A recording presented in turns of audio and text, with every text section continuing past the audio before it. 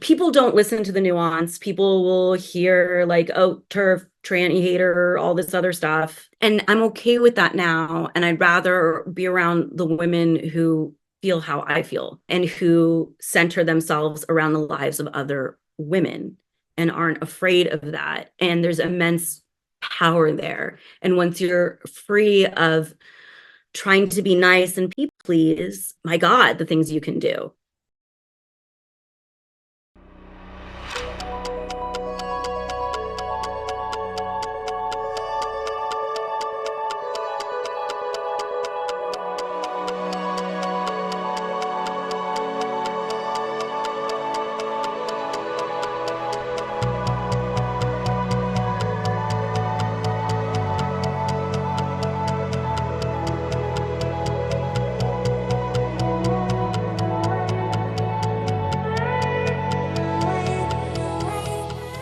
Welcome to the Whose Body Is It podcast. I'm your host, Isabella Malvin.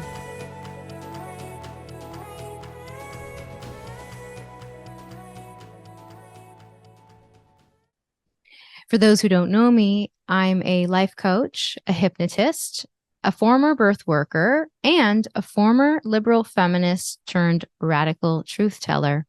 On this podcast, you'll learn about the ideologies, industries, and technologies attempting to control our minds and bodies, such as transgender ideology, pornography, prostitution, and the many tentacles of the medical industrial complex. Together, we'll untangle patriarchal lies as you listen to jaw-dropping interviews with women from around the world. Warning, while listening to this podcast, you might find yourself triggered or perhaps notice where you've been biting your tongue on the issues that matter most to you. In the masterclasses available on my site, as well as my one-on-one coaching and hypnosis, you will learn to stop getting triggered by every freaking thing, learn to cultivate resilience, gain knowledge, and if we're working together one-on-one, stop unwanted behaviors and increase your self-confidence. You can book your first session and check out the masterclasses in the library at whosebodyisit.com. And I just want to say that it's because of your endless support that I'm able to interview amazing women, get their stories out, and produce regular content for you. So with that being said, please like, comment, and subscribe to my channel on YouTube. And if you're just listening in, leave a rating and review on Apple Podcasts or Spotify, and consider making a financial contribution via the link in my show notes. You can also support the podcast by getting your activist stickers. So my pro-woman stickers have the power to intercept transhumanist programming. So take a photo of your stickers out in the wild and tag me on Instagram at Whose Body Is It. Without further ado, let's get into this week's story. Natasha Vargas was a journalist, union organizer, and classic leftist when she took on the topic of gender ideology. A beat reporter for Out, Jezebel, Vice, among many other leftist publications, she even sympathetically covered the entry of Fallon Fox into women's MMA. For those who aren't familiar with Fallon Fox, he's the trans-identified male who would later become known for splitting lesbian fighter Tamikka Brents' skull open. So through her journalism on this topic, as well as following what was happening in women-only colleges, Natasha came to have a critical view of gender, but she hardly planned to make TERF content her main focus. After publishing in the American Conservative in 2017, she was canceled and fired from her dream job as threats spread about her online. It wasn't until she became a mother in 2021 that she truly peaked in her understanding of the differences between men and women. She is now in devotion to the dyad, organizing to protect physiological birth and breastfeeding, and organizing against corporations that profit off the separation of mother and baby. Natasha is the founder of the Radical Moms Union, which stands for three things: biological norms over cultural demands, attachment over independence, and the mother-baby dyad. Despite these super pointed core values, her organization still manages to have a very diverse membership and leadership. Natasha's message is an echo of second wave feminism that's the perfect combination of militant and matrifocal.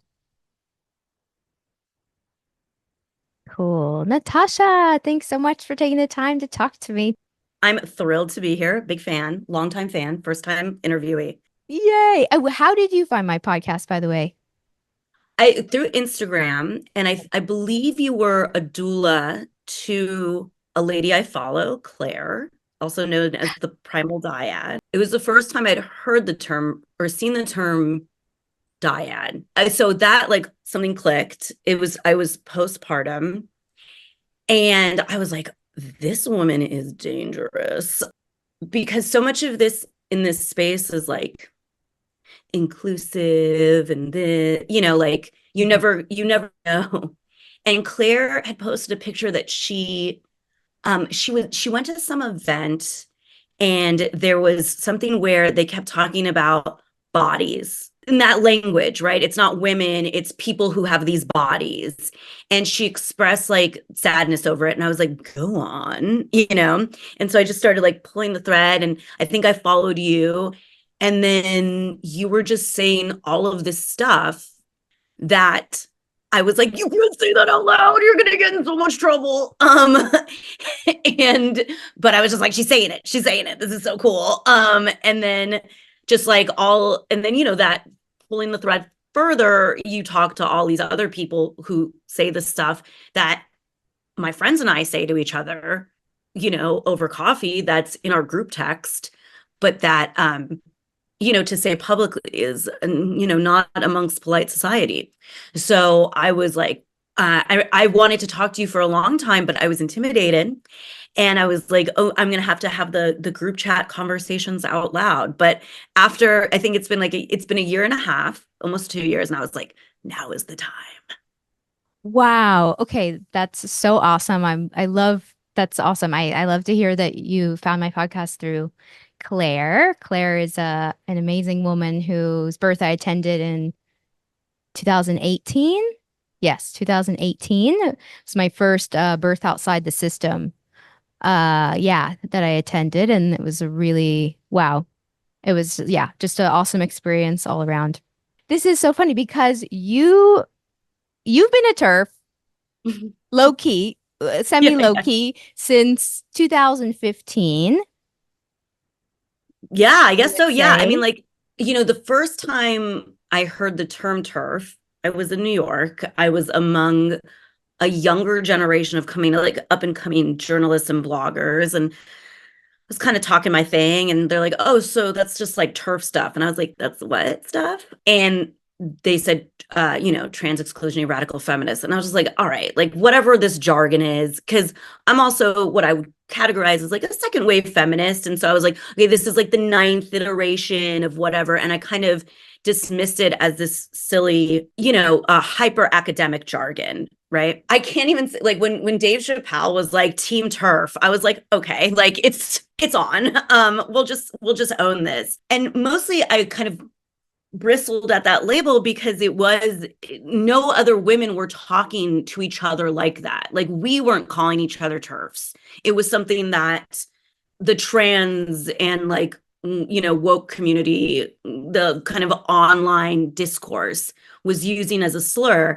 But then once I saw all these women kind of embrace it, I was like, okay, I guess here we are, At the same time, as you were expressing earlier, trans stuff was never my main thing. I was a criminal reporter. I was a union organizer. It was not an issue that I cared deeply about. It was something that I wrote about for money, and I was going to write about the next thing, but I would have never anticipated the way it would have changed the trajectory of my life after publishing that article. Yeah.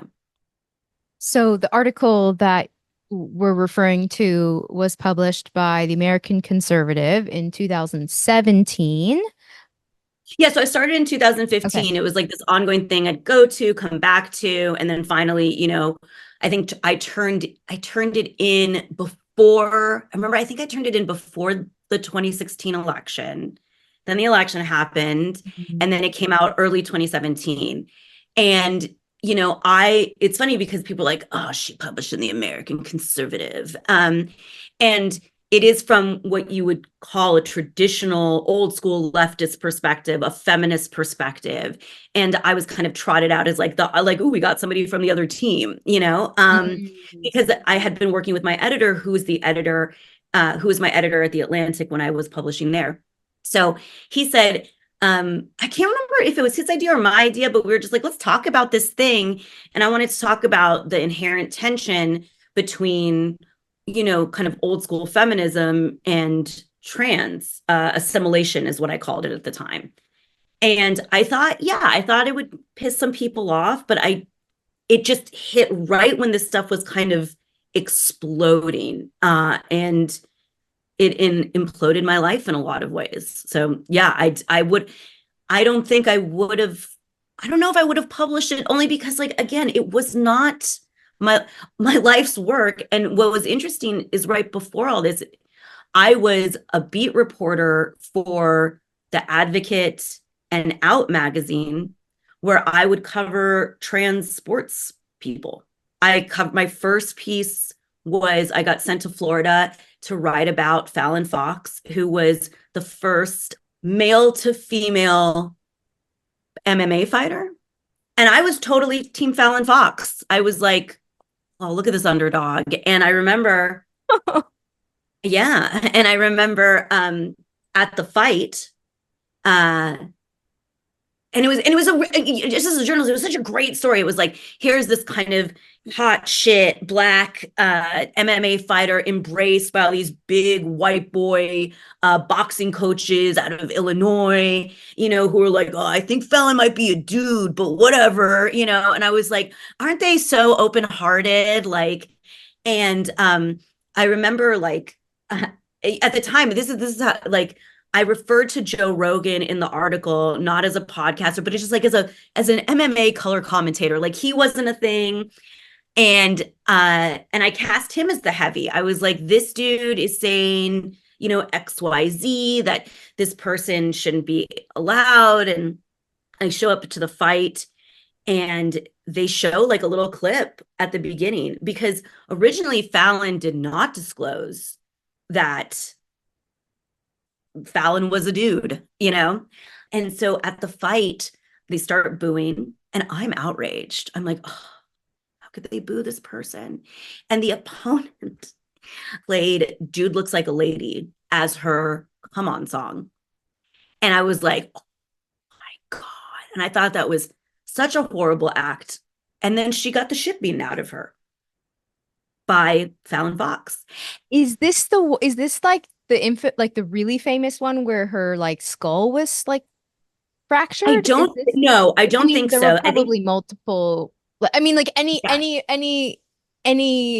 situation where a woman is expected to compete against a man is insane. But there was, there's the really famous photo of I forgot the woman's name, the MMA fighter, where her head is totally like bloodied. She has like blonde cornrows. Yeah. Yeah. So no, this was what was crazy is the fight lasted longer than it had ever before. Fallon got to a knockout, I think 3 minutes. Before, it was like a minute and a half. And again, like, I went backstage and I was like, poor baby, they humiliated you by playing that song. And then I interviewed this other trans athlete. It was interesting because I didn't even catch this when it was happening. They now identify as trans, but at the time, this was an American Samoan soccer player, and they had this like incredible underdog story. They made a movie out of this that just came out recently. I think Next Goal Wins, right? It's like bottom rung. Are you talking about a man or a woman? So it's a biological man playing on a man's team. He was taking estrogen, but in American Samoa, there's a third gender called Fa'afafina. And I was like, oh, this is so like so good, like, because I like gender bendy, and what it is like, you're just not allowed to be gay. I did not make the connection. So in order to live as a gay man, you can either be like butch or extremely feminine. You can't just be two run-of-the-mill butch gay men. So there's this third gender that allows men to be with other men as long as they're kind of like lady boys.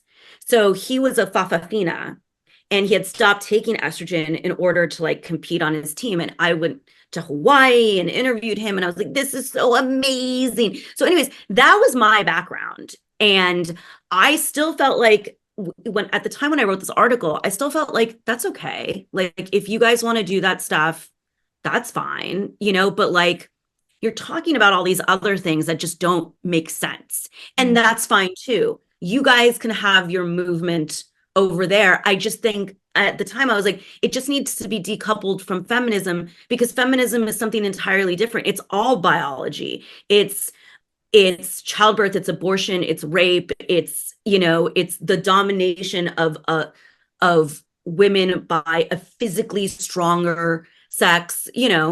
So fine, if you want to do all that, do it over there, no problem. Let's be honest, like why we do not have the same goals.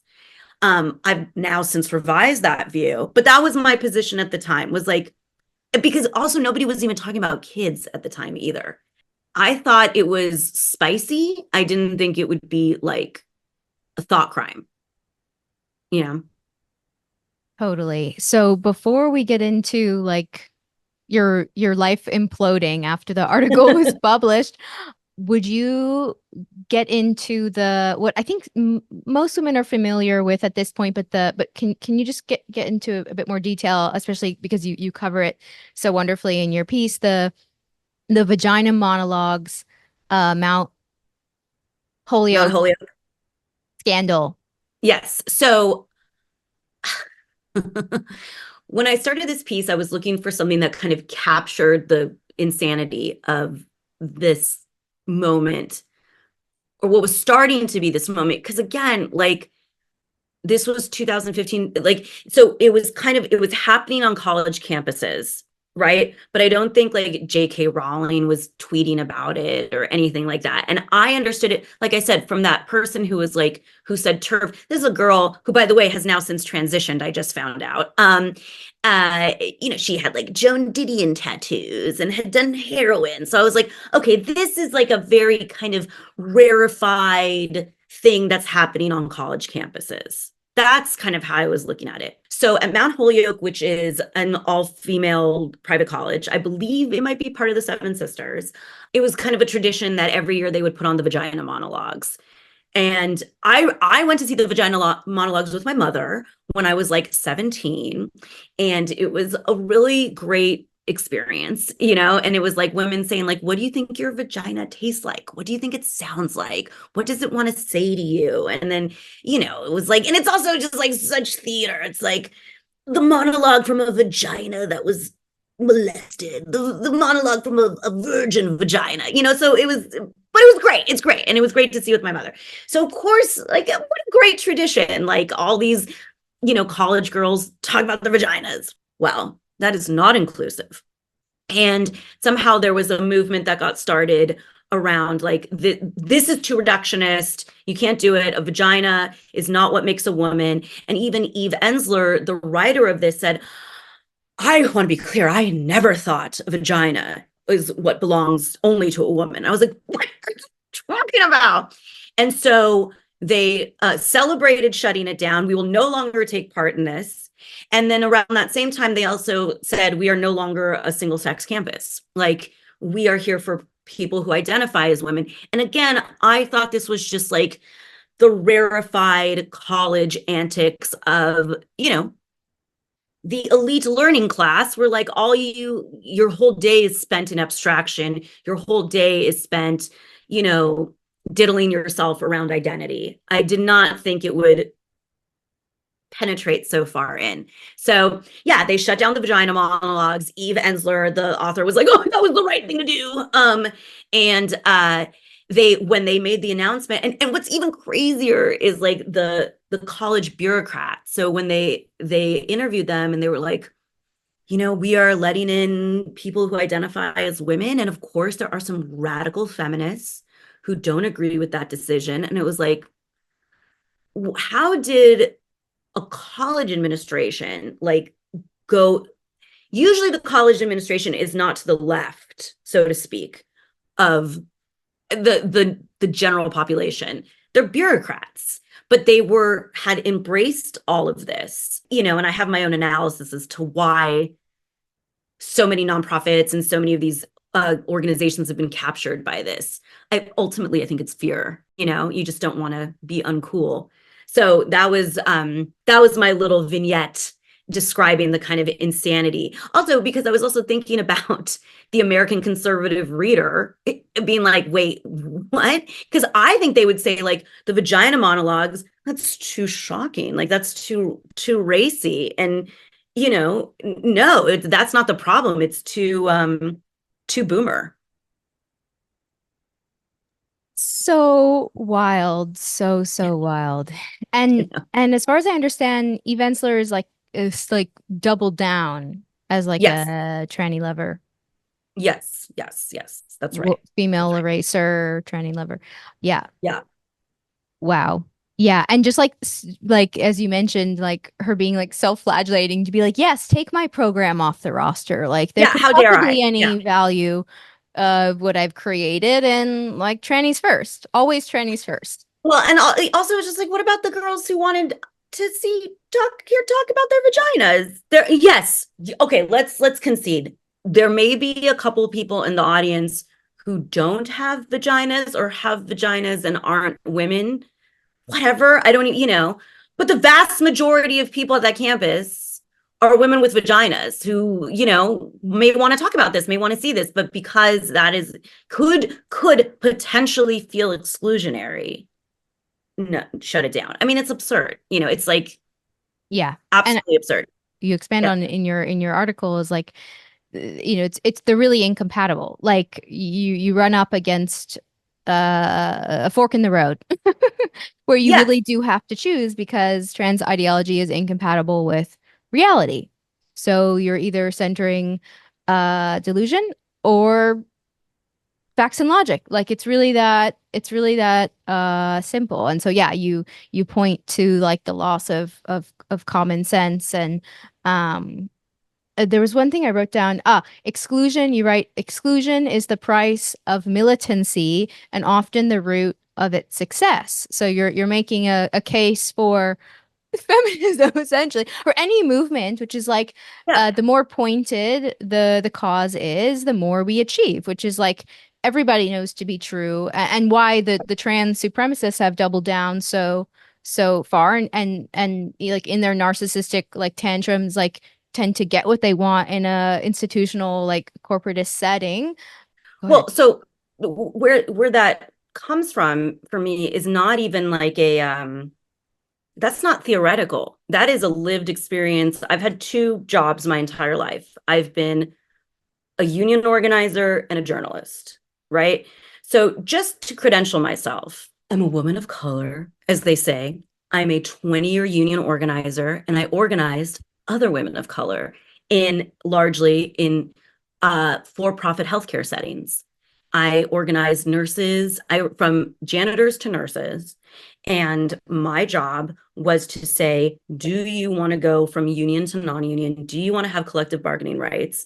Do you want to stand up to corporate power in order to have a say in your wages, in your benefits? Do you want to be able to open up the books and see exactly what your CEO makes, exactly what is spent on labor costs, what is spent on bonuses? Do you want to see it at the table? Do you think that workers should have the ability to have a say in their wages and benefits?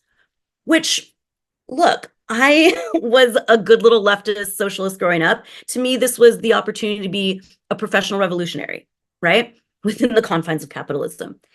That is my job. And to further credential myself, most of my time is spent talking to working and lower middle class people, immigrants, right?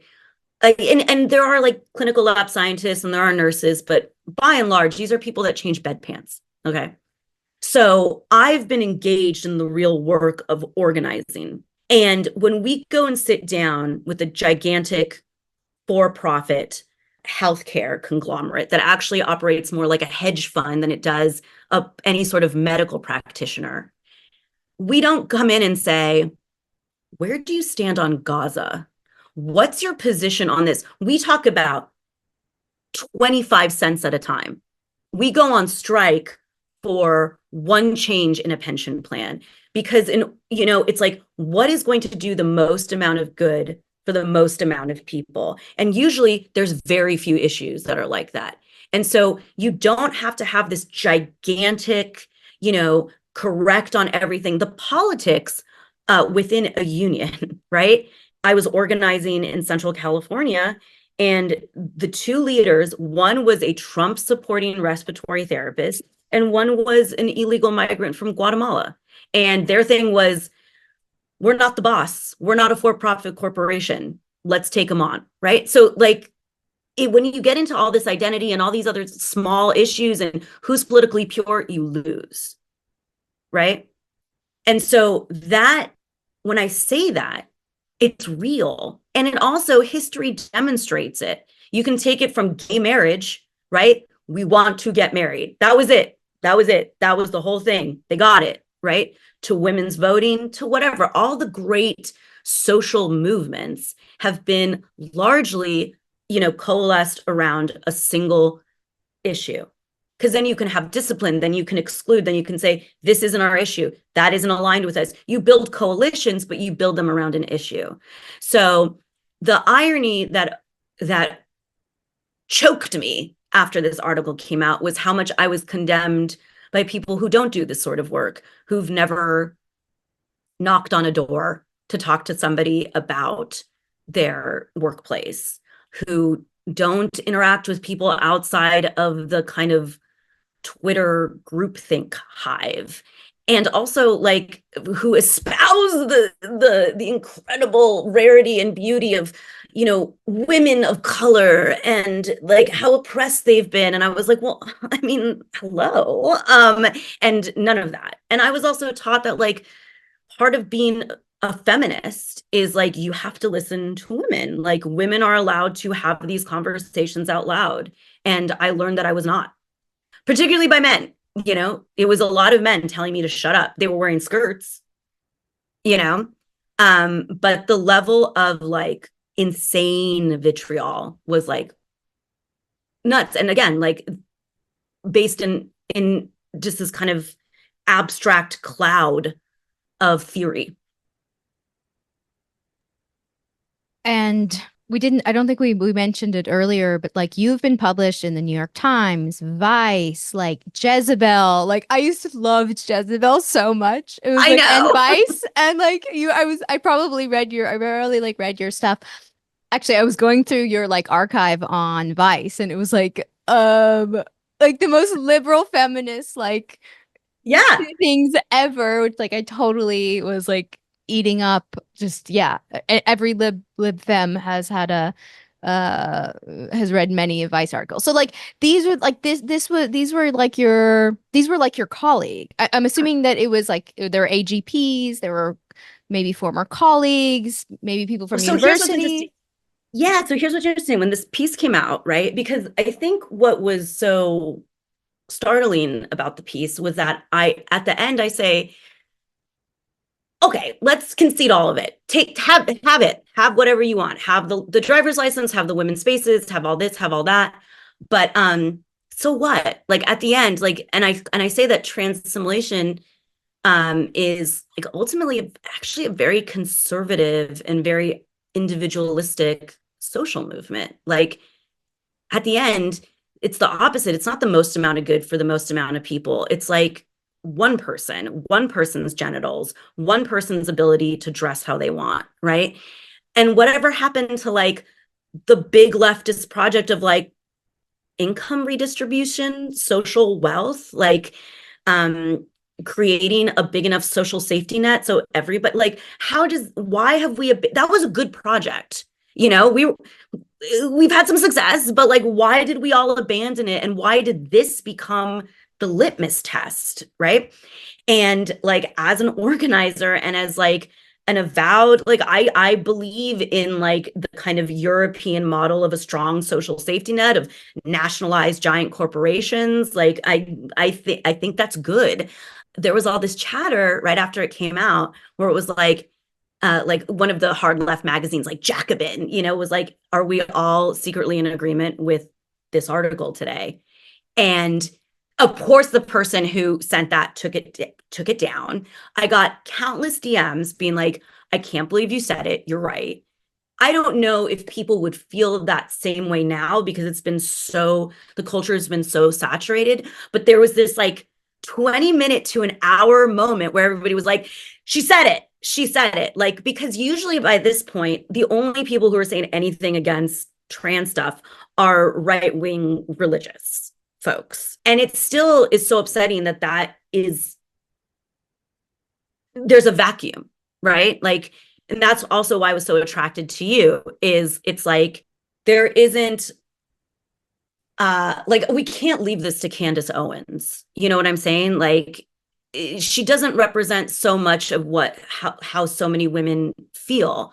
I applaud her for having this conversation, but it's just like part of the reason why I felt confident in publishing this was because I had countless conversations in my inner circle of Los Angeles born, good liberal, you know, pro-choice, progressive women who are like, what the fuck is going on? And I was like, okay, they all feel this. Like, nobody was like, Natasha. Everybody was like, yeah, no, you're right. You're right. You're right. So I was like, all right, let's just say it. And I remember I was rereading something about Germaine Greer, who I love. I was trying to figure out how to phrase what I wanted to call what used to be called sex reassignment. And she called it genital mutilation. And I was like, you can't say that. And I was like, she's right. And I believe that for, people who get nose jobs and get their tits lopped off and filled with silicone, that you're mutilating your body. So let's just say it. And it's funny because that was the one thing that I regretted putting in the piece, just because I was like, everyone's going to focus on this. It's going to dismiss everything. And now that's the thing, close to 10 years later, that I'm like, I'm so glad I put that in there. It was something that jumped out to me as well, because like there are points of the article that are like more soft turf, Yes. like the term like more Yes. soft turf, like using like trans people and like, like, but then when I saw the mutilation, I was like, oh yeah, she went there. That's Yeah. awesome. Awesome.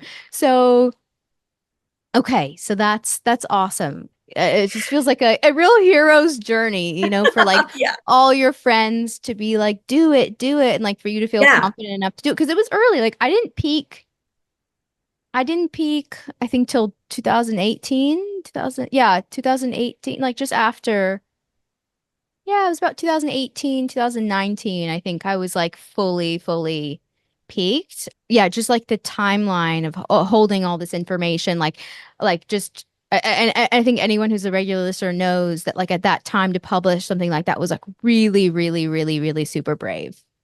I appreciate It was not it. in It the was consciousness like it is now at all. And that's why, like I said, like all of a sudden, when J.K. Rowling, I was born in 1984. Like Harry Potter was a thing. I listened to a couple audiobooks driving. I was like, okay, this is cool. I never thought in a million years I'd be like J.K. Rowling, and the space that she's made for us. Also, like I said, Dave Chappelle. And if you listen to either one of them, you can tell that they're not phobic, or whatever, right? They're not like it's calling the emperor with no clothes a naked dude, right? What's interesting, so like I said, I had gone back and forth. Like I would spend most of my early 20s were spent as a union organizer. It was in towards my late 20s, early 30s that I transitioned to journalism. And in 2016, right around the time of the election, I just quit working at Vice. You're gonna like this. I wanted to work full time on a book where I had lived at a brothel for a period of time, reporting on the lives of the women there, which were horrifying.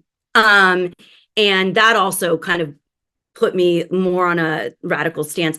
I've never been like soft on sex work. I've always been like, this is bad. Don't do that. But living in the brothel, talking to them, seeing, and the brothel in Las Vegas is right outside Las Vegas is supposed to be like, the height of sex work. It's work. It's normalized, but it has all the same pathologies. There's all sorts of men that are a part of it. The house takes 50%, which goes to a dude. Half these women have some horrible boyfriend slash pimp, that is taking their money. Like no one's there having a good time, They say they are, but they're not. So anyways, I'd quit Vice in order to work on this book full time. I suddenly found myself in a sudden breakup, and I was living in an apartment I couldn't afford. So I was like, I need to go back to steady work for a short period of time. So I went back to union organizing. And so it was this really surreal moment that when the article came out, I was working, 60 hours a week. I was actually at a union election running this vote count against this healthcare company. And this heroic moment where all these workers are voting for a union. And then I will check my phone and I'm getting 3,000 alerts from biological men telling me I'm a piece of shit and I should die and doxing me and all this stuff. Biological men who call themselves women.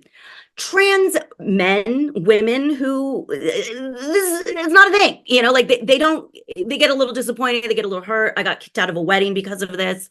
Like my queer friends, lesbian friends were like, please don't come to our wedding. I was like, oh, okay. Oh my God. What was that conversation? Like, was that? It was horrible. It was horrible. And we also worked together. This was a friend of 20 years. Wow. Yeah.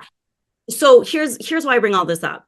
So this comes out, meanwhile, like if I would have walked into that hospital that day and turned to worker and been like, what do you think? Like, what is a woman? They'd be like, what the fuck are you talking about? Like, or what's a trans? Like, it was just not a thing. So, a year goes by, I fall in love. I decide I want to leave Los Angeles. And so I get a job at a sister union up in the Pacific Northwest. They're like, how soon can you come? We're giving you like a big leadership position or a good leadership position. Can you hurry this move? I said, okay, sure, I come. And it's right outside of Portland, Oregon. And 2 days before I'm about to start, I was hired by a gay man and a lesbian. They say, don't come into work on Monday. And I was like, what are you talking about? They're like, somebody circulated your article. And I know this person because I figured it out. It's this overweight, white, straight male. They're the worst. They're the worst. When it comes to this stuff, it's the straight, white male allies that are the most dangerous. They circulated your article and the staff is now in an uproar. Keep in mind, this is an all-white staff. I'm a Spanish speaker, 20-year organizer. My mother is an immigrant. So that being said, within their social calculus, I have a serious cachet, right? They said, don't come to work. We'll call you. That Monday, there was a staff meeting. They all came in. They read off a number of like trans death statistics, condemned my hire, whitewashed me. They didn't call me Natasha Vargas Cooper. They called me Natasha Cooper. And they said, we will not stand for this hire. And by the way, I wasn't management. I was within the union. You're also in a union. I was in the union. One person said, we are committing economic violence against a woman of color, which I was like, thank you. And then I got a call that said, we can't have you work here. So I'd moved my entire life. And I said, oh, okay, let's have a meeting, because you're going to pay me. And it was like right out of Portland. Yeah, I met with these women with their gray hair and their long earrings and their flowy skirts who said, why didn't you disclose this article? And I said, which article? Which article? Is it the article where I talk about going to jail when I was drunk, which I did? Is the article where I talk about being pro-abortion? What article are you talking about? What speech am I allowed to have and not allowed to have? And they did not like this. Anyways, we go back and forth. I was able to buy a house after this, which was great. So that's the most I've ever been paid for an article. But yeah, so I lost my career. for a time period. I ended up getting hired back at my They old. basically, you settled. I settled. Yeah. Yeah. Yeah. I was just like, okay, Wow. Take note, I, anyone who's dealing with yeah. insanity and they're trying to gaslight you and like bully you and fuck up your life. Like, wow, Yeah. It was like, that's show me your disclosure wow. policy. Like, what do you mean I didn't disclose? Google me, like it's all there. It's Wow. published, and I didn't hide that I was a journalist. So, I'm certain that now there's all sorts of codes and and we have this. And then after that, I continued doing union work. I would get solicited on occasion to write. It wasn't a priority at the time. I was kind of, like journalism was already kind of, all these places were collapsing, like I used to write for BuzzFeed. I wrote for Gawker. I wrote for Jezebel. All these places that like don't really exist anymore. They're just kind of like zombie servers owned by hedge funds. I would get so I was no longer pitching because I also had this I was back at work at a union that really supported me, that had supported me for 20 years.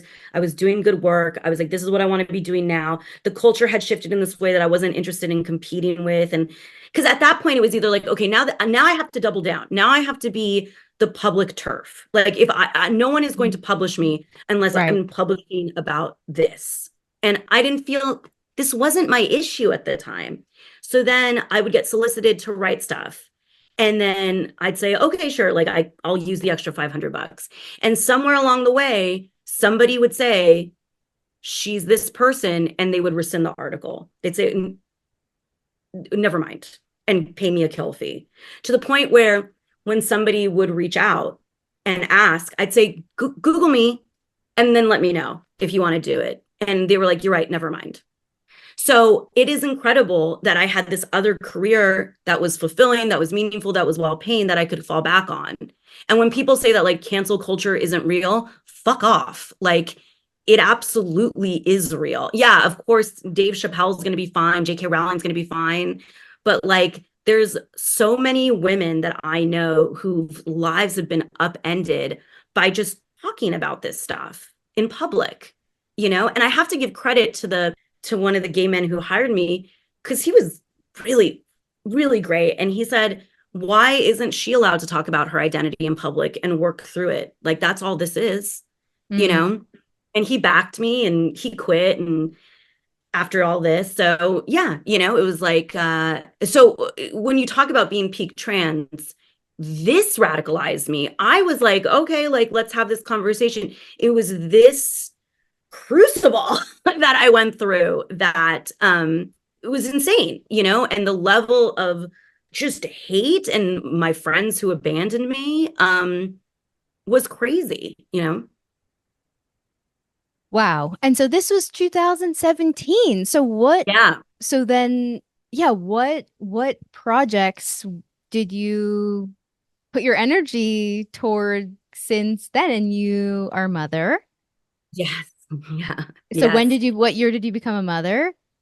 2022. Yeah, I got pregnant in 2021. So yeah, so I did all this very fulfilling union work, getting like, look, I've organized probably like 15 hospitals. And when I started organizing in 2004, starting wages at some of these places was $10 an hour.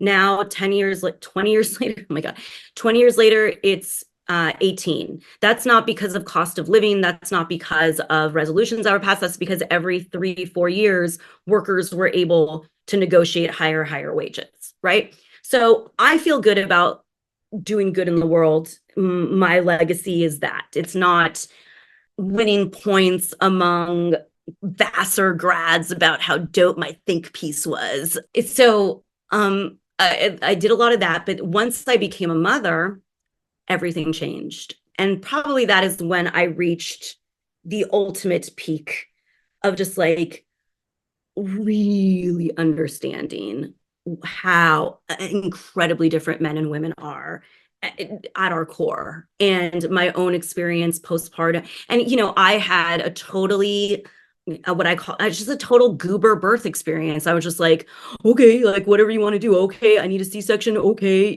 I didn't care. I didn't know. I did not know. I went into that totally, and that also helped me understand like how much culture totally warps your understanding of yourself and can override primal instincts. So ever since becoming a mom, I did not want to go back to work. I want to spend all my time with my baby, which I have been able to.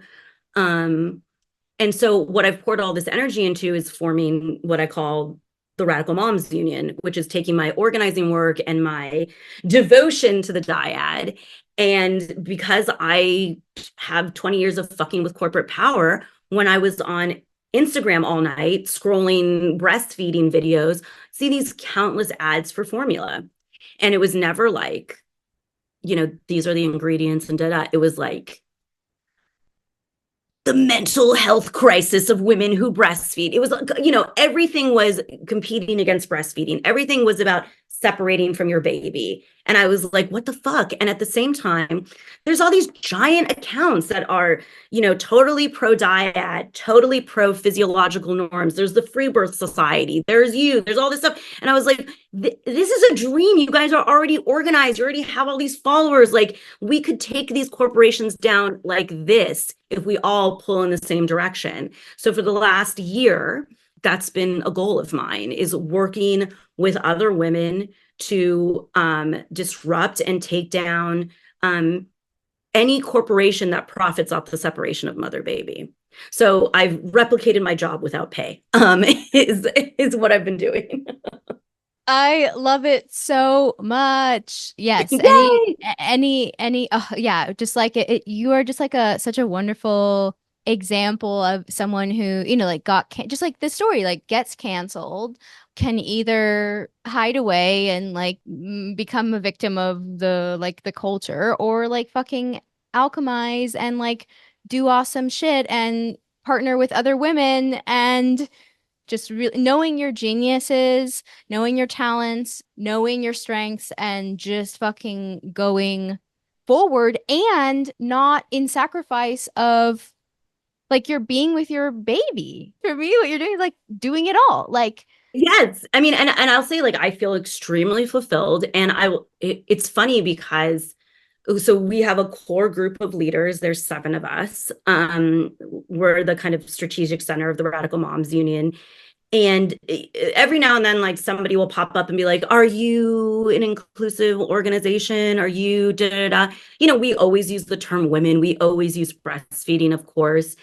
And for me, it's like if we stand for 3 things. We believe in biological norms over cultural demands. We believe in attachment over independence. And we believe in the mother baby dyad. If you're down for those 3 things, welcome. But those 3 things are pretty exclusionary. You know what I'm saying? Like, one of the parts that I've actually found so illuminating and what so fulfilling is on this group of 7, and we have hundreds of members in the Radical Moms Union, but in the leadership group, you could not get a more diverse political set. Like, we have like somebody who is very in touch with the moon and has gone to like goddess school. We have anti-vaxxers, we have a Marxist, but like it never splits us. It's like, because we're all down for these 3 things, which are the most important things, which is your baby, which is your identity as a woman. And that has been so freeing. And I will say that I was always scared to come on this podcast. And I told my husband today, I was like, today's the big TERF debrief, because I was really always scared of like, people don't listen to the nuance. People will hear like, oh, TERF, tranny hater, all this other stuff. And I'm okay with that now. And I'd rather be around the women who feel how I feel, you know, and who center themselves around the lives of other women and aren't afraid of that. And there's immense power there. And once you're free of trying to be nice and people please, my God, the things you can do. So much of this capture is just people are just afraid. They're just so afraid. They're afraid of being out of step. They're afraid of being mean. They're afraid. It's just fear. And like women are so fearless when it comes to so many things. Like, do not be afraid of this. Like, do not be afraid of being honest. And don't be afraid of men like that. Don't be afraid of men who want to be you. That should be a source of power. You shouldn't cow to that. Like, I always think about Drew Barrymore getting on her knees. Yeah, her behavior is so cringe and so strange. And also from like a nervous system perspective, or just like knowing Yes, the amount of trauma that she's been like, yes, that she was like totally. an alcoholic by the time she was like 9 or 10. Like she's, Right. it's like she's had this like heinous childhood, which is not an excuse, but like when I see her behave in that like frozen child fawn, yeah, I like pity her, and I also think she's like quite dangerous because of the kind of behavior that she's modeling too. But I think it's so weird that even even the most like hardcore liberal might find it like strange the way she Yes. behaves, Yes. like the way she like gets in like to the person's like personal space and is like Yeah. like 100% affirmative. Like have we ever on her show like seen her push back on like anything? No, no, it's all affirmative. And like, so that brings, and I'm glad that you said this because that's the other thing that I've really noticed. So the way that corporations have been able to use all of this affirmative, inclusive things, not only to sell products, right, but also to erase women. One of our members, Nikki French, who's like a free birth icon for me, when we were talking, I was like, should we pitch Isabella? Should we talk to her? What should we say? And she said, formula races women, baby formula races women. And I was like, fuck. Like, that's so radical. It's so true. And so, like, this company that we're really focused on, Bobby, their advertising features gay men who've used surrogates, women who are like, I breastfed 3 children. I'm not going to breastfeed a fourth, millionaire heiresses who are like, my mental health, blah, blah, blah. But it's all about like, everybody, inclusion, but it's inclusion, it's people's money, it's just for money. But what's terrifying is just like the idea of normalizing surrogacy, right? And that's like a brave choice, this practice that is illegal in other parts of the Western world for good reason. Like, why is a formula company, so putting this out there, and they put it out there in this way of, we're affirming you, king, like, yes, queen, slay.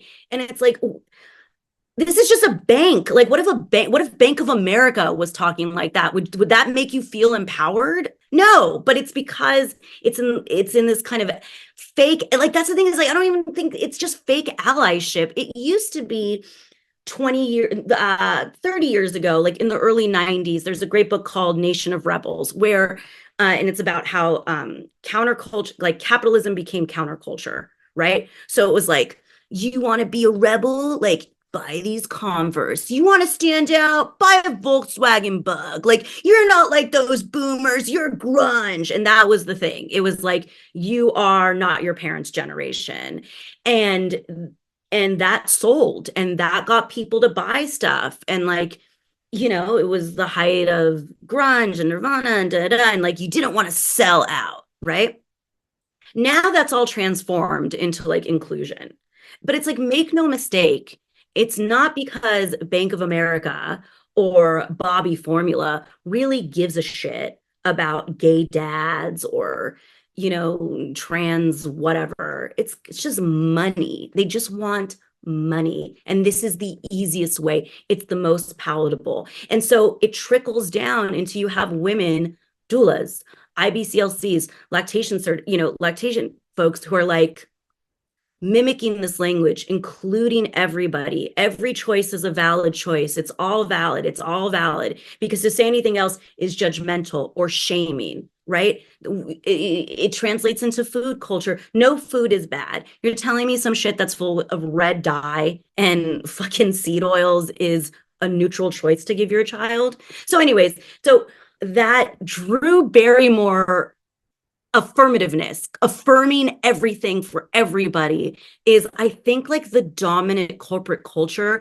and it is not progress. And it is not the arc of history bending towards justice. It is the arc of history being bent and turned and manipulated by profit margins.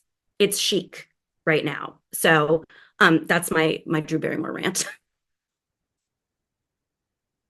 No, and it's very strategic, I think, to go after the formula companies because just like, birth has been systematically, just in the same way that birth has been systematically like stolen from women, the continuation of that is breastfeeding. Like you wanna understand a woman's breastfeeding journey, you look at her birth, you look at her pregnancy, you look at her relationship to her body. Not that a woman who has a C-section can't exclusively breastfeed, but she's up against a lot. Like you're shaking a paradigm. Like she has all the points, the plays on the bingo card to be a candidate for formula. And then you take, and then you take someone who is maybe will be the first woman in her family to breastfeed in like 2, 3 generations. You're up against even more, and it's like there's Horrifying.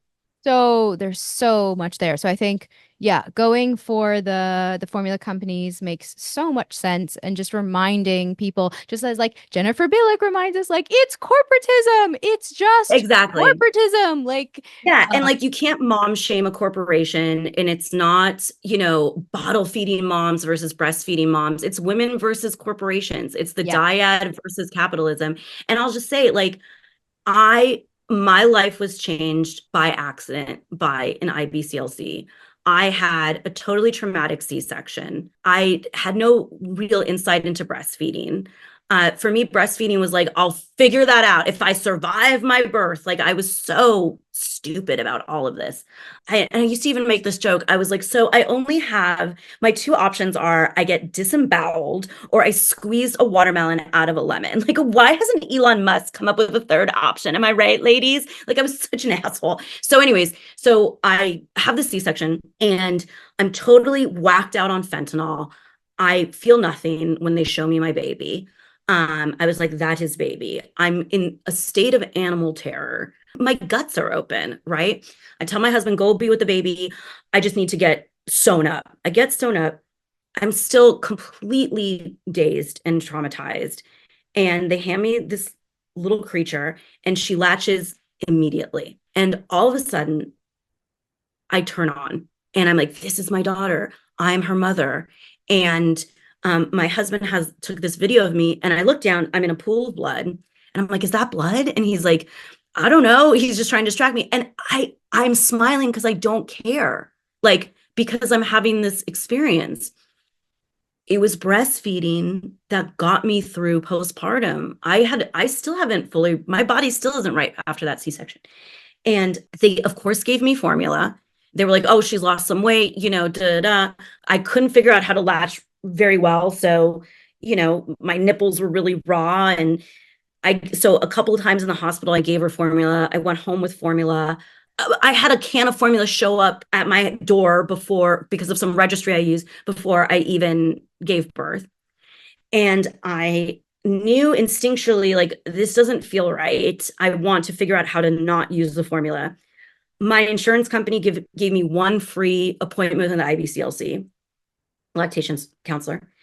And she was from New Zealand. And I came in, and she was just totally radical and was like, you're doing it. This is great. This is the best thing you could be doing for your baby. Give me that formula. Trash. You don't need it. And I was like, what about this rash? She's like, breast milk. What about that? Breast milk. And I was like, where does the baby sleep? Because we had bought a snoo. And the first night we had gotten home, I was like, I put her in the snoo, even though I was like, this doesn't feel right. And I watched her kind of go like this. And something exploded inside my chest. And I was like, give me the baby. And I was like, and I used to be like, co-sleeping is so weird. What the fuck is wrong with these women? You're going to kill your baby. And then I was like, strip the bed. You sleep in the other room. The baby sleeps with me. And what that meant was I was just up all night because I was so scared. But I just knew the baby needed to be close to me. Anyways, I was like, where does the baby sleep? And she's like, listen, I won't even try to do the Kiwi accent. She's like, I'm from New Zealand. The baby sleeps with us. We breastfeed all night. You Americans make this so hard on yourselves. And it was just like anything I said, the answer was breastfeeding. And I walked out of that appointment a changed woman. I was like, I'm gonna do this. I'm already doing it right. I'm gonna keep doing it. And at 2 in the morning when I'm on 30 minutes of sleep and I have to use my fingers to lift myself up because of my incision, I literally just kept going, breast is best, breast is best, breast is best. It's the best thing for me. It's the best thing for my baby. This is what I need to be doing right now. And I really found that phrase to be empowering. And then when I would go on Instagram and I saw this formula company, Bobby, having some influencer with her lips shot up, and her little tube top, saying they did this like meme where they mocked breast is best. I was like, these ghouls, like this was a phrase that got started as a pushback against formula, and it's an empowering statement that your body is the best thing for your baby. And the idea that corporate marketing has turned that into a dirty phrase and that birth workers repeat that and say fed is best or I'm feeding neutral is horrifying. And this company that we're focusing on, Bobby, is the vanguard of formula marketing. They have figured out how to work the algorithm. They have figured out how to talk about all these pain points of mothering that are created by a system that formula benefits off of and have positioned themselves as an ally. But they're on our ground. I mean, like, Isabel, that's how I know you. I know you from Instagram. That's how I know Claire. I don't know anybody in my real life who holds the same values as I do. It's all this huge digital village. And I feel like we have an invader. It's our turf. It's our house. We just have to kick them out. And so that's what I spend my free time doing. I wish I was spending my free time doing like crocheting and jogging, but this is what I do. Wow. Oh my gosh. I love so many parts. I love the way when you said that when your baby latched, you came online. That just says it all. Why is breastfeeding important? I don't know. Maybe because we're mammals? Like maybe Yeah. because it's actually not just ideal but like essential to our like survival here on Earth. Like Yeah. maybe.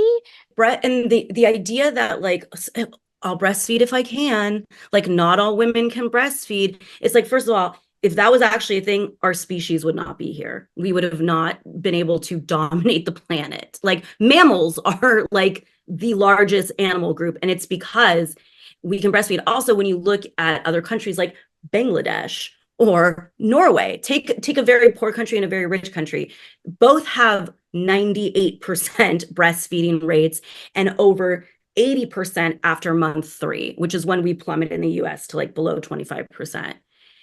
Very rich, very poor country. Very poor country has that because there's no other option. Everybody can breastfeed because everybody has to breastfeed. Norway, rich country, cultural. It's complete. It's like it's not even considered a duty. It's considered a pleasure. Like this is a pleasure that I can give my child. This is pleasurable for me as a mother, right? They don't even stock formula. And so this is also part of the reason why I have issue with leave. Women are like, if we had leave, of course I support paid leave. Yes, duh, right? Look at England. England has 34 weeks of paid leave. Do you know what their exclusive breastfeeding rate is? Do you know what it is? No. 1% after 3 months. 1%. 1% in the Western culture. Yeah. Wow. With 34 weeks paid leave. After 3 months, it drops to 1% because bottle feeding culture is just so pervasive, right?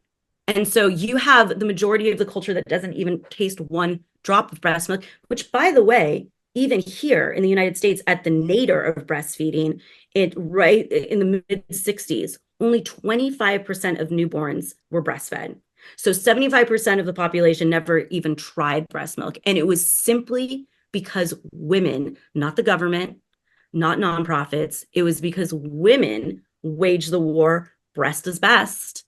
and got those breastfeeding rates up to now our initiation rate is over 85%.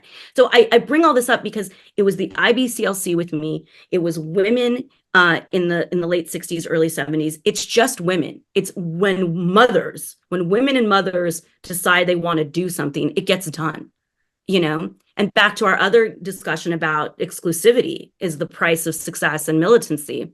There it Yes. is, you Yes. know? Yes. Yes. Oh, I remember one of my dearest breastfeeding mentors. Her name was Jackie Levine. I think she died in 2020. Wow. Basically, she helped me unlearn all the stuff that I learned in a very like standard lactation counselor training. And I met in her home on Long Island with like other women, and she served us lunch and let us like rummage through her library. And she was the only breastfeeding mentor and like expert, and she was like in her 80s at this point, that said like if there's a bouncer or a binky involved, it's not exclusive breastfeeding. Like if the Mm. baby's in the stroller, it's not exclusive breastfeeding. What makes for exclusive, I mean, she was really militant about it. She was like, Yeah. That's as intense as it gets. Yeah. right, because her point was it's not about the duration on the breast that helps women suppress the hormones that would help to prevent them conceive again, right? It's not about the duration. You can't, because women who are struggling to breastfeed will say, well, can't I just do it 4 times a day for like 1 hour each? It's like, no, actually, what's going to be the most optimal for your baby and their glucose levels, and for you to be able to like space out your babies if that's what you want, it's actually the frequency of feeding. And so you Right. have a baby who's using a pacifier, that's one less time that they're sucking at the breast. They don't have to be withdrawing milk, but that's one less time that they're stimulating the breast. And so Jackie is like a perfect example of like just going there. She's like, remember, she had a Yeah. whole slideshow just of all the different, like the snoo. She like she would no doubt say that the snoo interferes with exclusive. But anytime the baby's not, it doesn't have free access to easy access to the breast. So co-sleeping, baby wearing, uh, you are sometimes unintentionally weaning was her point. Yeah. I mean, Women look, it's unintentionally wean all the time. They're like, I don't know what happened. It's like, well, the frequency of breastfeeding went down because all the fucking devices that were marketed and that you thought you had to buy and were on the registry. right. Exactly. Exactly. And like, this is why when I saw Claire's handle, the primal diet, I was like, oh, because before, if you'd asked me, like, the kind of party game, like, if you could time travel, where would you time travel? I was always like, I want to go to Europe in the interwar years. Now I was like, I just want to go to like cave times. I just want to see what it was like for a mother and baby for a day. How did they do it? What's normal? What is baseline without culture, without industrial culture? What does that look like? And I kept like I was like, oh, I need to read about the Amazon and indigenous tribes. And I just had this thirst to understand, like, none of this feels real. It was an instinctual understanding of it. And so when I saw this phrase, primal dyad, I was like, what is this? Like, there's this pull back to what, like, being with my baby. Like, I am happy when I'm with my baby. I'm unhappy with everything else. And it's like it's not the motherhood thing that's crushing me. It's everything else everything that everybody wants me to be and all this other stuff. So to me, like I'm all about mothers feeling empowered. And I do think that like part of the corporatism is also like martyring mothers and like the I see you mama, you're doing your best mama. And what's frustrating is, I also I do work part-time as a guardian ad litem, which means I have about 35 kids in foster care who I go to court and I represent them. I represent their best interest. It's something I've always felt passionate about. And it's funny actually when I went through this when I went through the training to get into this, at the time, the organization I was a part of had committed to being an anti-racist organization. during the hype of all that. And so I had these two dopey like college kids come in and tell me about oppression and da da da. And they had us play this game. I can't believe this. They had us play this game where there was all these different identities around the room. And it was like, go to the identity that makes you feel the most empowered, right? Go to the identity that makes you feel the least da da da. And it was like sexual preference, religion, da da da. And it didn't have gender, it didn't have sex. And I was like, don't say it, Natasha, just shut up. Don't say anything. Just you know that this is not the core work of the organization. They have this thing. The core work is foster care. Don't worry about it. Shut up. But then I was like, I have a question. And I was like, you don't have sex. And actually, like, you know, sex is the thing that I have felt the proudest about and also the most oppressed by, to be honest. And then I don't know, these dopey kids gave me some fucking answer. And I almost stormed out. And I was like, I'm not going to I can't do this. But fortunately, I stayed with it. I represent these kids in foster care. All this to say is I see moms who started out addicted to fentanyl on the street, people you'd be like, these women should not have children. They do have children. When their baby is taken from them and when, or even older, when they're like 4 or 5, the children ache for their mothers, no matter how fucked up the mom is. They pine for them. And when I first got into this work, I was like, too bad. Like, your mother is not worthy of mother. You know, the state will take over, which is a nightmare, right? And so I used to be very against this idea of reunifying children with their completely dysfunctional parents. And there are parents that are too dysfunctional and too dangerous. But I've also seen women who've fought with a knife between their teeth to get clean, get sober, get housing, and get these children back, right? Who show up to work at the Dollar Tree, who take every class. And then when you see these formula companies pitching to these white middle class moms, they're like, it's just so hard, isn't it, mama? You know, it's like grotesque, right? Because a corporation is never going to help you. A corporation is not support. And a corporation is not going to be the thing that drives you to be close to your child. You know, what it takes women to overcome adversity will always be internal and will always be other women. It will never be outsourced. You cannot outsource that. No matter how much digital marketing tells you can. Oh, I love it. I love all of it. I love that breastfeeding like shocked you into like another like divine purpose and path as like one can only hope, you know, for motherhood. Like, you know, it's either continuation of where you were already going or like a redirection or a realignment that even under the circumstances of like an industrial birth, that breastfeeding was your like your portal to doing the work that you're doing now and merging all these worlds. Just real advocacy. You're doing some really, really important advocacy. And I don't think there's, wow, I think we could make an argument that like everything is kind of like until we can get the birth and breastfeeding thing down, like there's really no hope. Like we're just, it's just really bad. It like, yeah. And I honestly, I got lucky. Like, what if she had a tongue tie? What if, you know, it's just the fact that at this moment she latched right at the right time and my brain, it triggered all the hormones that I had been denied, you yeah. know? And it's Like, just so scary to think that like, which most women are experiencing, it's like that they never, that they're still not online, that they're raising kids that they're no, not connected to. Like this is, no, yeah. I have, wow, when I have like some like heartbreaking stories of like, wow, Well, postpartum I have a support question. I have a is just question really for bad. you. Yes.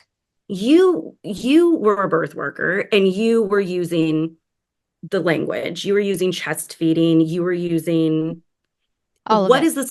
Because that really came into vogue after I had been kicked out of polite society. So what was it for you that made you feel like, okay, I should use? Before, so I did my doula training in 2016, and that was the Okay, first okay. time. that I was exposed to, and like I knew what a queer person, like I had friends in college who were like maybe calling themselves like queer, but like no one Yeah. was like, and I went to RISD, like I mean like no one was cutting off their like body parts yet, um but the letter to the Midwives Alliance of North America was written in 2015 by Okay. Mary Lou Singleton, and she had co-authors as well. So it had already been popping up in the birth world, I would say 2014, if not before. Like it had already been like standard. Like the fact that my doula training was just on par with all the other doula trainings at the time, and they were all doing it.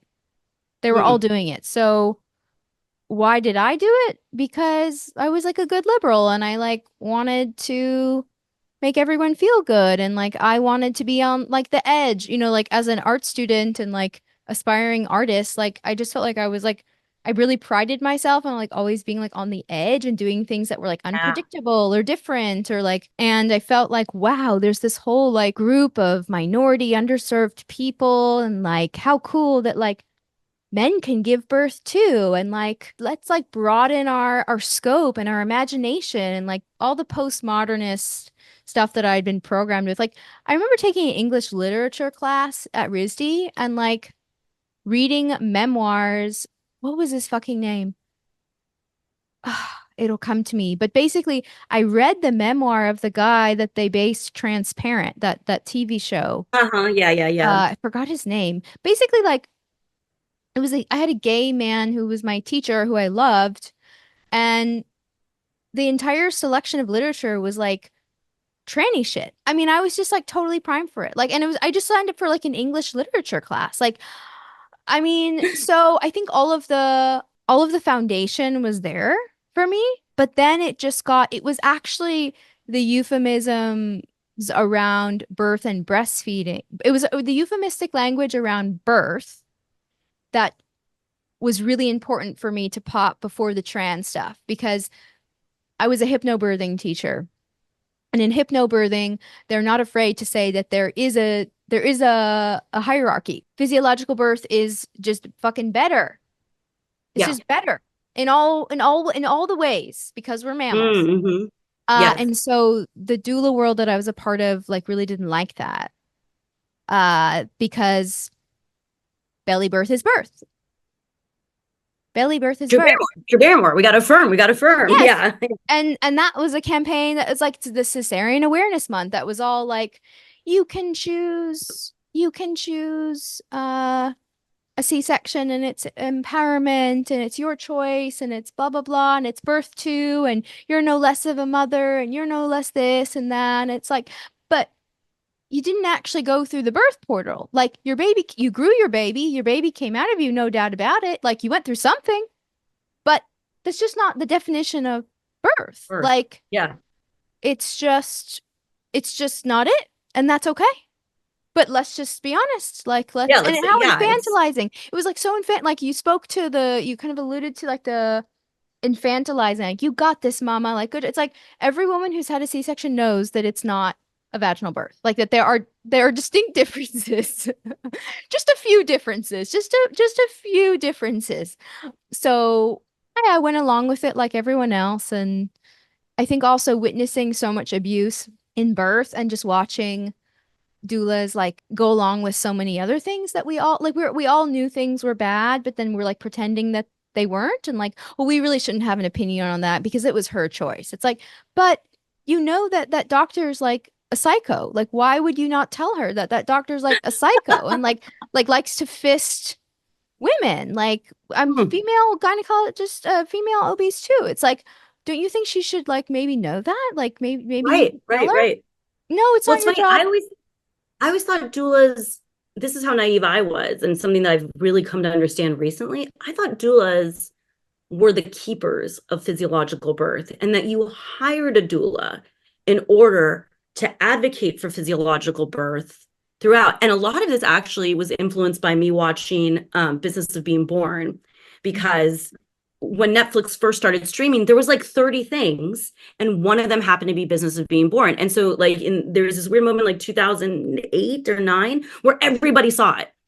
And by the way, just so you know, like Bobby Formula now holds screenings of Business of Being Born and has partnered with Ricky Lake. They, Yeah. I'm sorry, they're such sellouts. So they made another film. Okay, so first of all, yeah, that film like was the like final thing for me signing up for a doula training. I think most doulas Yeah. have that story too. But yeah, that's the lie that Right. we were sold. But then as a hypnobirthing educator and a hypnobirthing doula, like I did actually feel like I was doing the best I could in the environment that my clients were birthing in to check off as many of the bad things as possible. Like women who take the hypnobirthing course do have lower rates of fentanyl and Pitocin and C-section. Like all that's true. It doesn't mean the births are any less abusive or traumatic.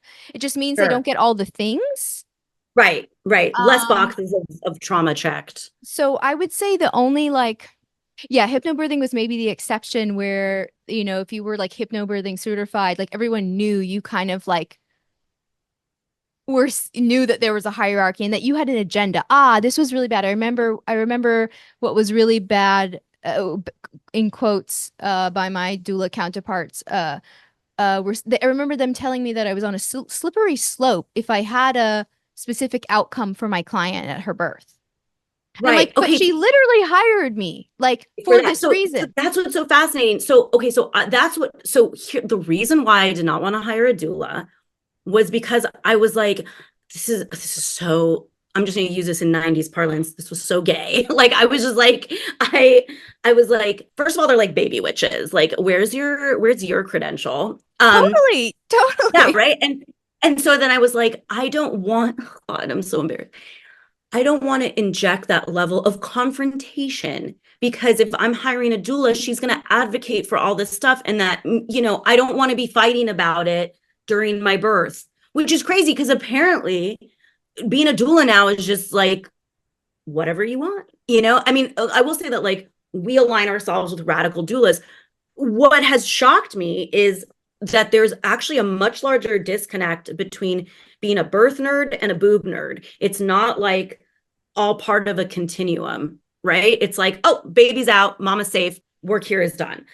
The way that actually like Bobby Formula has a doula on their medical board, and they sponsor doula events. That Yeah, doesn't like Mom surprise me at Flow all. Expo. Yeah, Yeah. yeah, Yeah. it's So and disgusting. by the way, like that's how, like at these baby friendly hospitals, we've gotten reports from lactation counselors, you're not supposed to have free formula samples in a baby friendly hospital. That's a That's certificate. the fact that there's even a thing, the breastfeeding friendly hospital. Like I remember this is a thing, and it's all over. But I remember New York specifically, Yeah. which is the New York City where the city that I was a doula. Yeah, they get this special stamp, like, oh, you should birth at Mount Sinai East because they're breastfeeding friendly. Actually, I don't even know if that's true, so please don't like quote me on Yeah. that one. But Yeah. like, Yeah. and also just I can understand your dilemma about what you're saying. I think is the most like honest a thing about hiring a doula is like if you're trying to have the unicorn birth, it is going to be confrontational. She might even get asked to leave the room. I've been yelled at and threatened to like the called security on like many times my birth. Yeah. And actually the last hospital birth that I attended that was like a planned hospital birth, the family never wanted to see me again because it was really bad. It was one of these like one of the most violent births I'd ever seen. And but she didn't get anything on the checklist. Like if Right. you heard about her birth, you'd say, "Wait, you got everything you wanted." It Yes. didn't Well, matter. It yeah. was one of the most violent births I'd ever seen.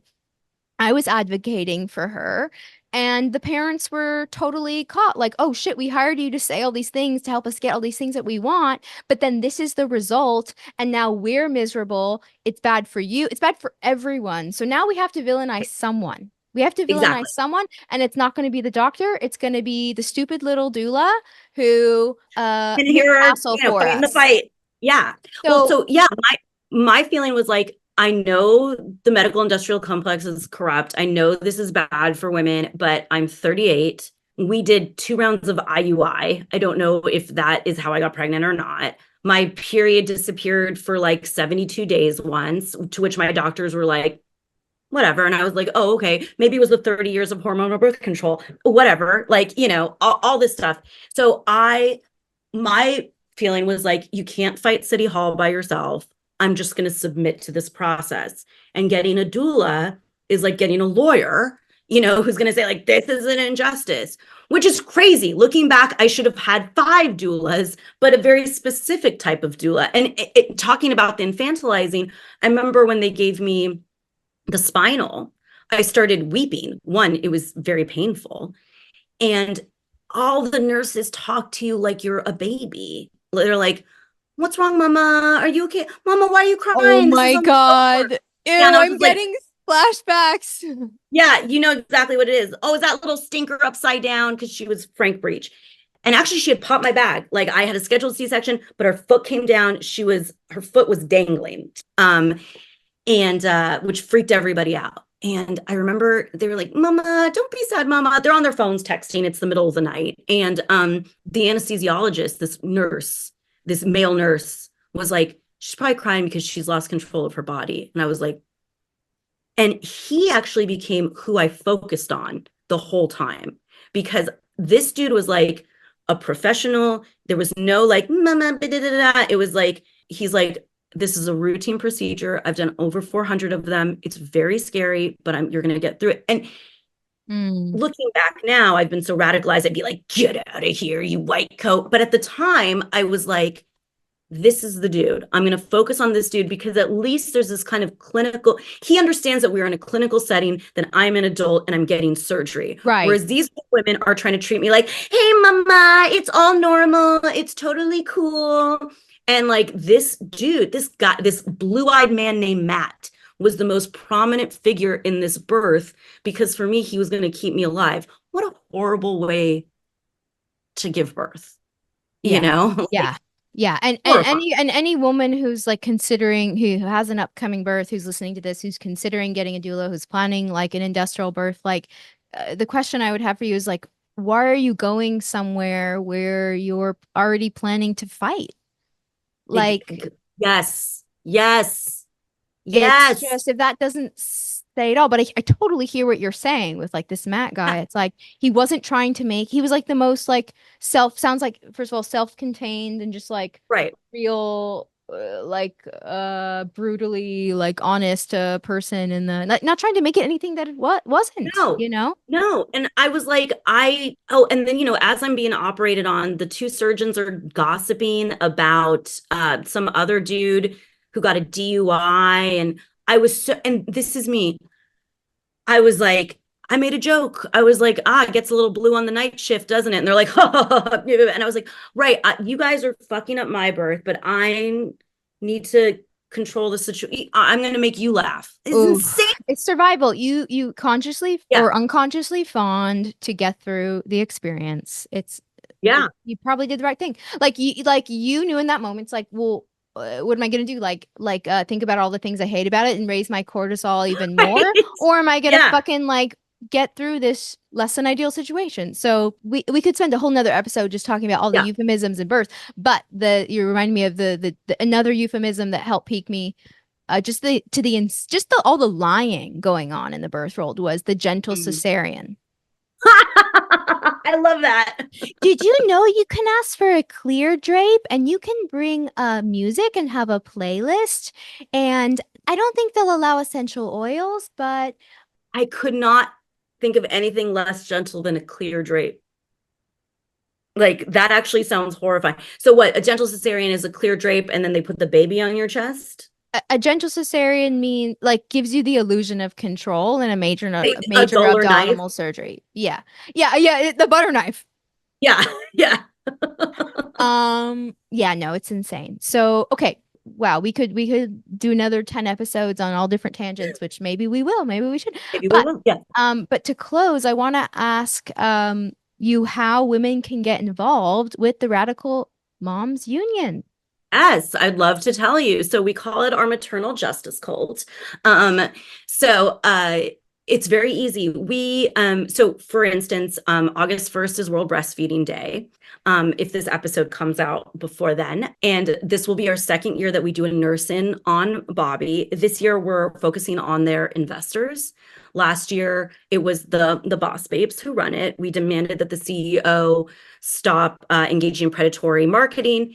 and apologize and also we're treating them like tobacco. We know you're going to exist. We're not naive. But then that $10 million that you put towards your marketing campaign, put your money where your mouth is. You say you support breastfeeding, make pro breastfeeding advertisements, right? Just like tobacco has to do not because their whole thing is, we know breast milk is superior.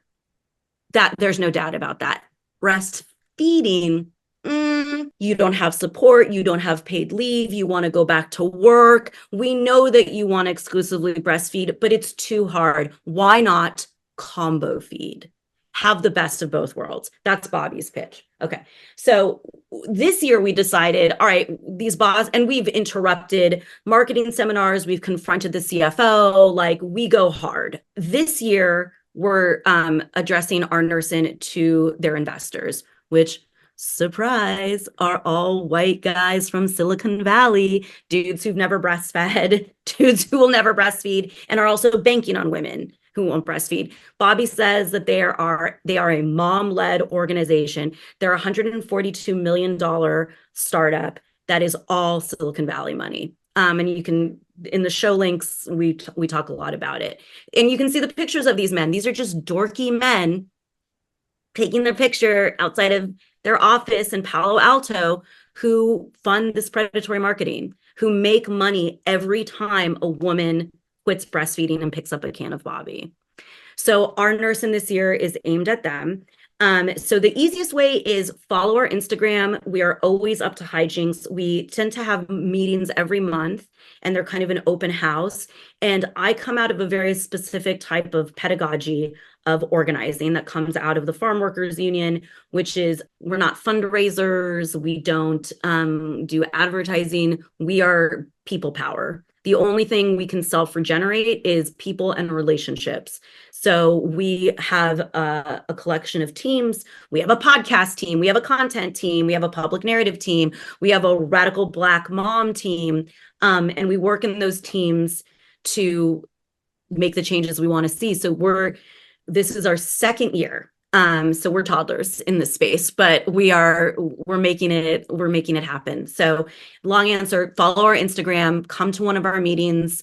The first thing you do is you join a circle where we share our birth stories, our birth and breastfeeding stories, and you answer the question, what radicalized you?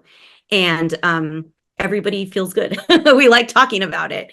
And then we'll put you to work. There's basically two types of roles in the union. You're either a leader or a supporter. So leaders act in support of the union, and supporters act in support of their leaders. So, we will have these kind of big influencers who come in and say they want to do stuff, and all of their followers support them. And we love that. And then there's women who come and say, I want a flyer. I want to make content. I want to host Zooms. We love that too, So you, as they say in Fight Club, choose your own level of involvement.